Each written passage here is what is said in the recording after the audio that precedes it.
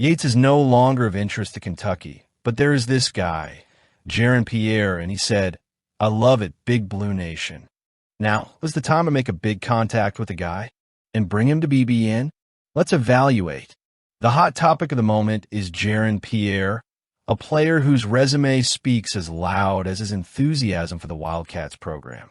With a direct statement, "I love it, Big Blue Nation," Pierre left no room for doubt about his interest in wearing the blue and white of Kentucky. And if recent history and Mark Pope's Sharp are anything to go by, this could be one of the best decisions the program could make at this time. Pierre arrives on Kentucky's radar with impressive numbers, being nothing less than the leading scorer in college basketball last season, with an incredible 777 points scored. His 21.6 points per game average is complemented by solid defensive and creative contributions, with 5.5 rebounds and 3.8 assists per game.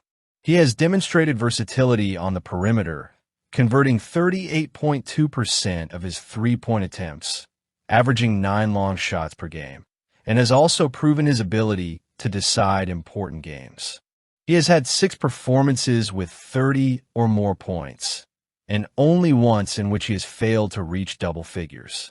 This consistency has elevated Pierre to Conference USA Player of the Year status, an award that crowns exceptional individual performance. What makes Pierre's potential arrival even more interesting is how he fits into Mark Pope's project. The coach, who took over Kentucky in a time of transition, has shown from the beginning a remarkable ability to connect with his players and bring out the best in them. The Wildcats have continued to display the excellence that has always characterized the program, and the addition of a player like Pierre could be the fuel needed to propel the team to new heights. Furthermore, Pierre himself acknowledged Pope's positive impact. He was able to pick up right where he left off, the players said, referring to the coach's ability to keep Kentucky's legacy of success alive. Pierre's experience is also a crucial factor.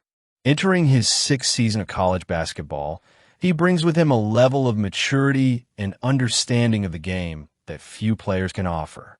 His stints at Southern Miss and Wichita State have molded him into a versatile and resilient athlete who can thrive in different systems and contexts. Now at Jacksonville State, he has proven that he can be a team player, something that will certainly be valued at a program like Kentucky.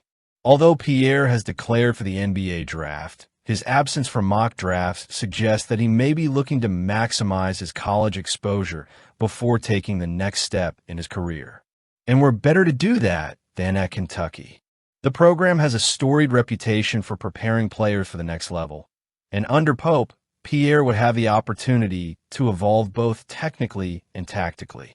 Additionally, playing in the Big Blue Nation means competing in one of the most passionate and demanding environments in college basketball, something that could help him further develop his competitive mindset. Kentucky's movement in the transfer portal is also worth noting. With over 1,000 players available, the competition is fierce, but the fact that Pope's staff has reached out to more than a dozen athletes shows that the program is aware of opportunities. The priority seems clear: to strengthen the roster with players who can contribute immediately, and Pierre is a name that fits that profile perfectly. His ranking as the 34th best prospect in the 247 Sports Transfer Portal rankings reflects his quality, and his willingness to embrace the Kentucky culture is a promising sign for the future. For a program looking to regain absolute dominance on a national scene, having a scorer of Pierre's caliber could be the secret sauce that was missing. While negotiations are still in the early stages, BBN is waiting to see how this will play out. Wesley Yates' III's decision to return to Washington represents an intriguing chapter in the college transfer market, but it also illustrates how personal connections and emotional ties can weigh as much as technical and athletic aspects.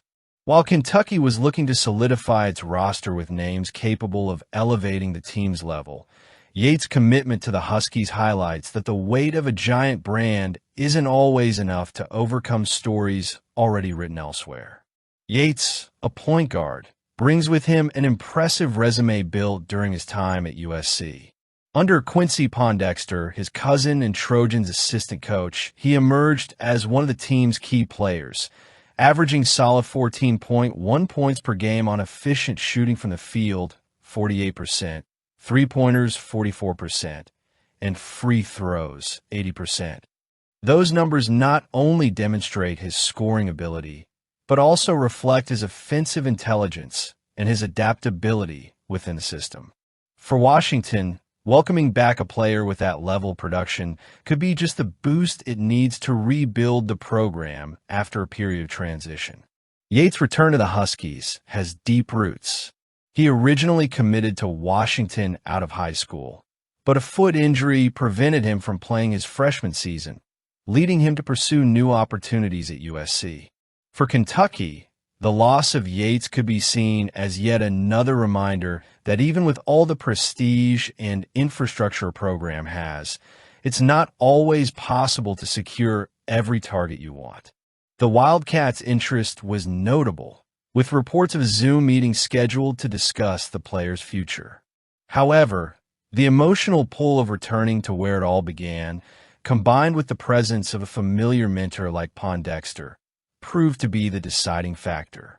In a competitive landscape like today's transfer market, where thousands of players are available and hundreds of programs are looking to add to their roster, these human details often tip the scales. It's worth noting that Kentucky's approach was not in vain. Even though Yates chose to go another route, the fact that the program showed interest and invested time in trying to convince him reflects Mark Pope's philosophy. Seek out talent that can fit the Wildcats.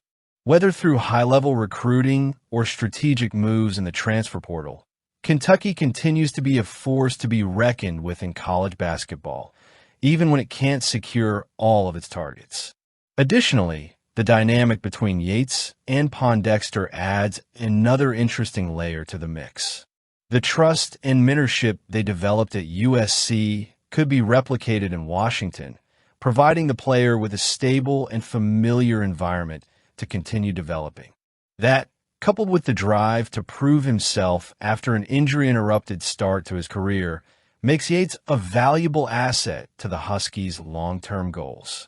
While Kentucky was left out of the mix, the transfer market is still open, and other pieces are sure to emerge on the Wildcats' radar. In the meantime, Washington is celebrating the return of a prodigal son. So good luck to him. And who else is coming for Kentucky?